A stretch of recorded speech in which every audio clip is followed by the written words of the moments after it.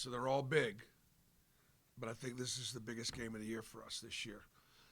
They're all big, but this is the biggest one. So, why is that? Missouri is right now, according to bracketology, a 7 seed. We're an 8 seed. We're tied with them and Kentucky. We're in a 3-way tie for 4th place. The winner tomorrow potentially could wake up in 3rd place.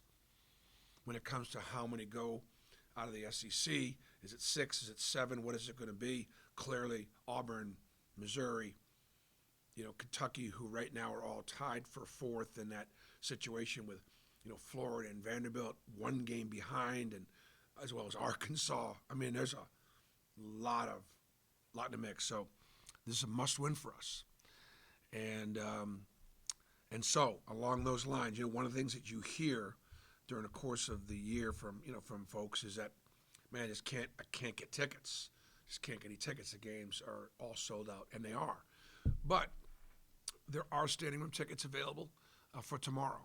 And, it being a Tuesday 6 o'clock game, just wouldn't surprise me, especially after having a big game against Alabama on Saturday, if we do have some no-shows. And if we do have some no-shows, obviously, we'll be moving standing room down into seats. And so I think there's a chance for our fans that have wanted to see this team play, but there are no tickets available. I think there are going to be tickets available tomorrow.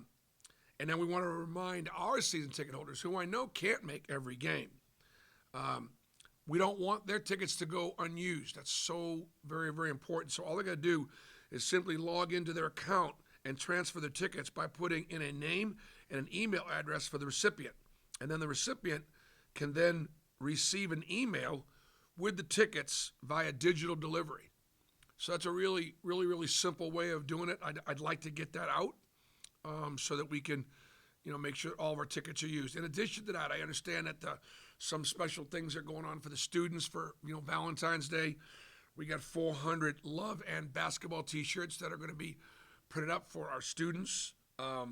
There's going to be some Under Armour. They're also going to do some raffle with some Under Armour gear and maybe a flat screen or an Xbox, and going to do some things for our students. Now, we don't normally have to do that for men's basketball. That usually would be promotions that, you see, in other places at other times. But it's vital.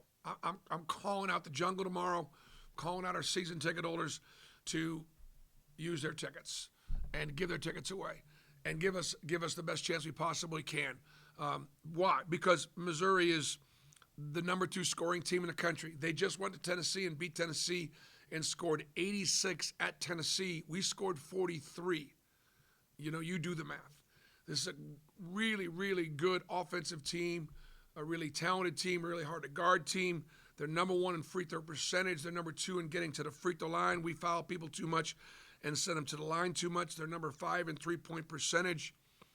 They're not a great defensive team, but they lead the league in turning you over because they press you, they make you go faster. I will tell you, it'll be as exciting and up-tempo a contest as we'll play at home all year long. It's like they play a very exciting brand of basketball. Their tempo is only second to Alabama.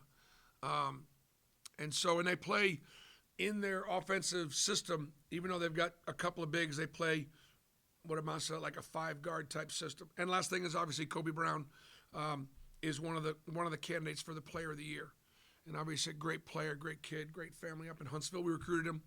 Another one of those guys we didn't get, and we got to play against.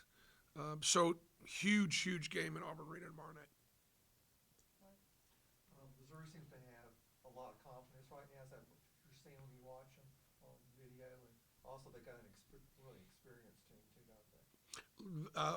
Almost all seniors. They've done they did a great job. In the transfer portal, Coach brought 3 of his former players over from Cleveland State. Look, 2 of our best players are Wendell Green and Janai Broom. They're both transfer portal guys from the OVC. These guys are transfer portal guys from from the Horizon League, where I coached when I was at Milwaukee.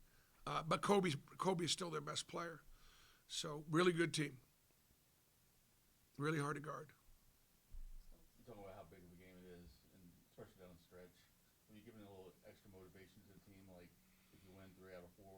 4 straight, they can shave your beard or something?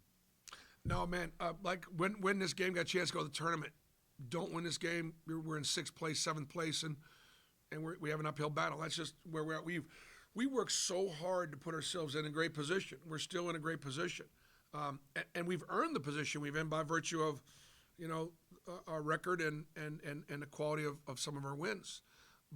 But if we don't start winning, then the NCAA tournament's not going to be available to us. So I don't need to motivate him with my beard being shaved if we win a game or two, or I'm already trying to lose weight because I'm a big boy, whatever. But hey, win or go home.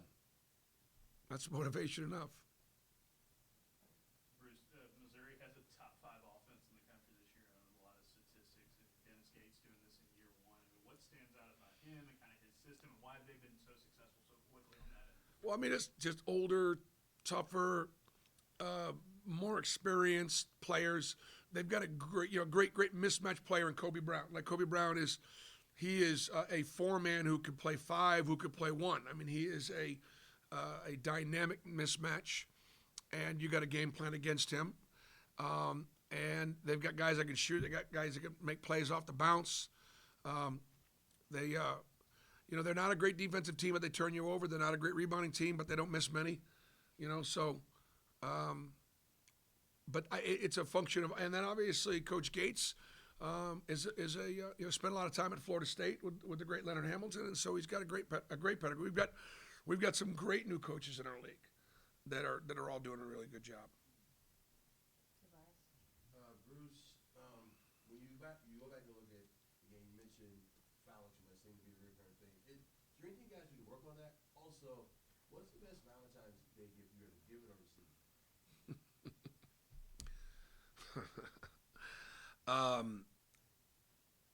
My wife doesn't like surprises, so I tried to surprise her one time, and it didn't work out that well. So let's just say there won't be any surprises for Valentine's Day. The issue with fouling, would be, look, Alabama's a tough cover. They're tough getting downhill. Texas A&M obviously, was a tough cover. They shot 39 free throws. Alabama shot 17 in the second half, and it's just hard to win. That would be 34 for the game. It's just hard to win. So we got to compete to stay in front without fouling. Bruce, you mentioned it a little bit, but kind of tournament crunch time now at the end of February. How much, you got a veteran team, how much do you communicate that to them, like where y'all sit and those kinds of things, or do you just, I know y'all take it game by game, kind of what's your... Oh, no, they know exactly where we are and who's who and what's at stake, and honesty is the best policy. So we communicate. They understand everything about the position we're in and what we've done. Like yesterday, Northwestern beating Purdue was a good thing. I told our guys that was going to be a great win. I didn't know it was going to be as good a win as it is. But I also reminded them we held Northwestern to 42 points. That's still a part of this year's resume. And so, I mean, obviously, they understand that. Part of the, starters have got to start games well, but they've also got to close. And we've not been able to close the last four out of the last 5 games. We've not been able to close. We've been in position. We've not closed. So part of that would be utilizing the bench to give us a little bit more rest so that we can close and take advantage of the fact that, we're fresh enough to be able to finish games. And so, yeah, I would say the last 4 minutes of the last 4 losses haven't been as good as what they could from our starters, plus KD. KD is in that last group at the end.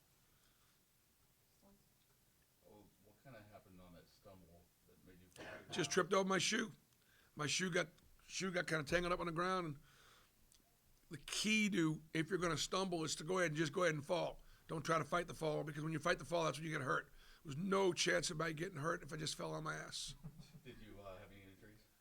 Oh, any what? Do you have any injuries? No. from it? Okay. No. Did Wendell give you grief for it? Oh yeah, I mean, absolutely. Wouldn't you? I mean, why? I'm just glad. At least I'm glad at this point. I haven't seen it on camera yet. I haven't seen it yet. I guarantee if it was out there, one of you guys would have found it already and posted it. Or 2 falls in one season, you're seeing them. That's a record. Yeah, I don't think I've fallen once, twice, and the season's not over yet.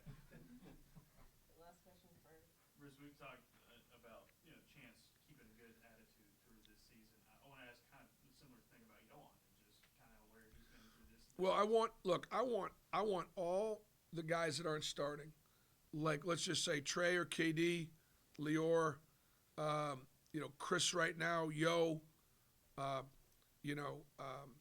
Chance, Stretch, Dylan. While I just said those 5 starters in the last 4 minutes have got to win and lose games for us, and they do. In the last 4 games, we haven't. There's also responsibility of every one of those guys in one way, shape, or form. They're in part responsible for our success and when we aren't successful. So we win together and we lose together.